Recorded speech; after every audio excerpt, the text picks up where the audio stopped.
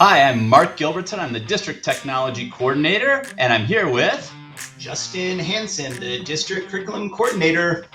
Justin and I have been privileged enough to work on our strategic transformation journey for the past few years as part of the Teaching and Learning team and the Strategic Transformation Leadership Team, which is kind of the principals and some of the central office folks involved there. So, as we walk you through a few of the documents here, we'll kind of unpack it and take you from our little journey that we've been on with strategic transformation over the past 7 or 8 years. So let's zoom in first on one of our foundational documents.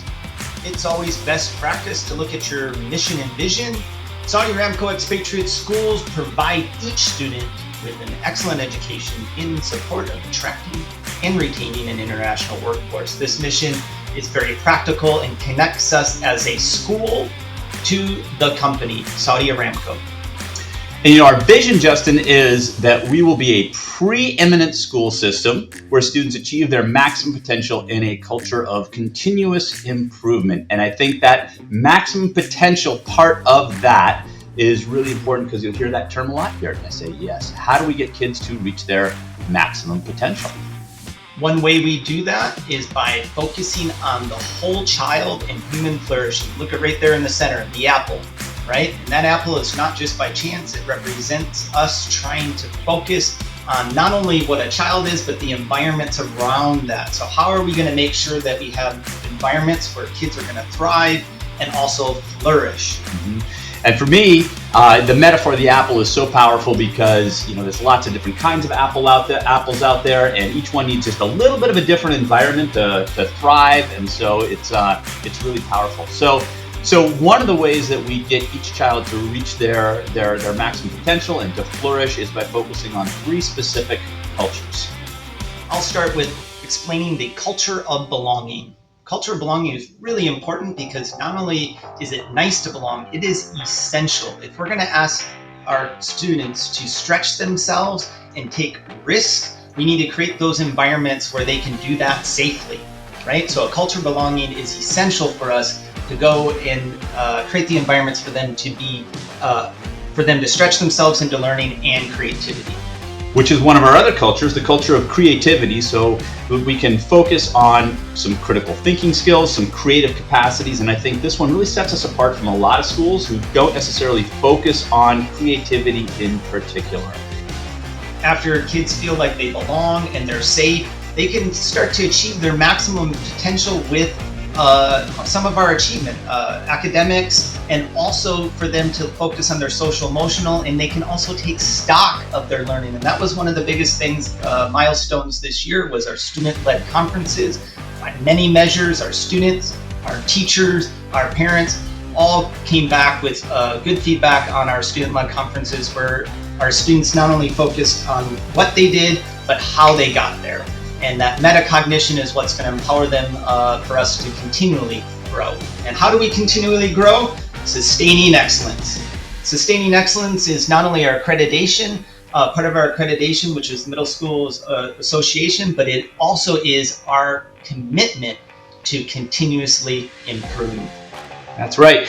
And we also focus on not just maximum potential for our students, but also for our faculty and staff as well, because we understand that schools grow when people grow. So we encourage learning at all levels, whether you're a tech support person, whether you're a staff member who works at the front desk, or whether you're one of our teachers or one of our administrators.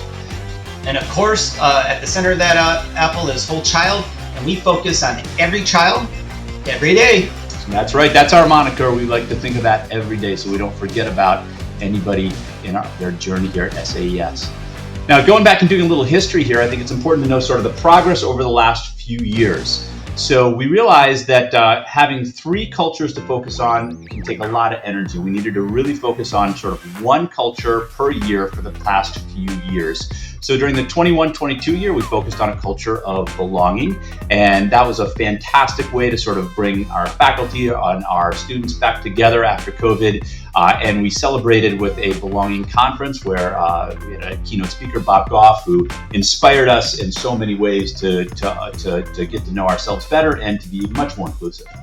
Yeah, that was followed in 2022 by an a focus on empowerment and creativity. We had a book study. A.J. Giuliani came to speak about in what ways can we empower not only students but also ourselves as teachers and create that agency. There was a summit in the spring of 2023 where we had presenters, not only teacher presenters, but also our students got up and were able to lead in ways that they found themselves being empowered and showcasing the work that they did throughout that year. That's right. And the theme for that year was really, what are we doing for our students that they could be doing for themselves, which was great. And that led us right into a year of learning and growth. And year of learning and growth is where we kind of go back and look at some of our accreditation work. And we had a school-wide action research where we asked ourselves, what strategies can be used to develop and measure student agency and empowerment? And how can these strategies be used to help students reach their maximum potential? That's right. And I'm really excited for next year because we're going to dive into really thinking about who we are and the SAES way.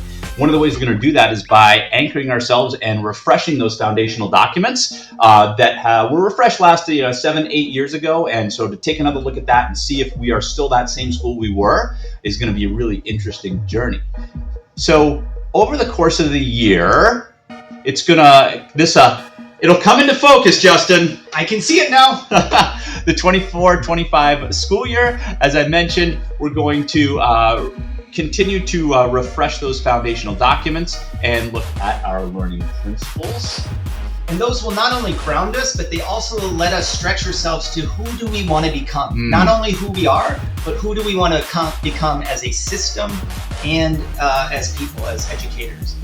That kicks off into Universal Design for Learning. Can you take that off, Mark? Sure. For that, as we dive even deeper into Every Child, Every Day and what we can do to best support every student as they walk through the doors of our SAES classrooms and beyond, we're going to be doing a study on Universal Design for Learning and kicking that off this year, which is really exciting as well.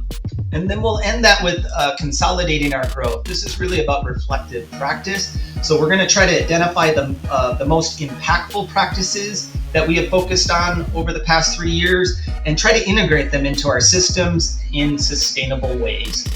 Yeah. So that, in a nutshell, has been our strategic transformation sort of journey over the past few years. I can tell you, I honestly feel like this is a really exciting time to be not only in the Kingdom of Saudi Arabia at Aramco, but also at the Saudi Aramco Expatriate Schools. Yeah, I'd like to say welcome to our schools, and I hope that you see yourself not only in our school system, but also in the work that we do to try to continuously improve. All right, welcome aboard.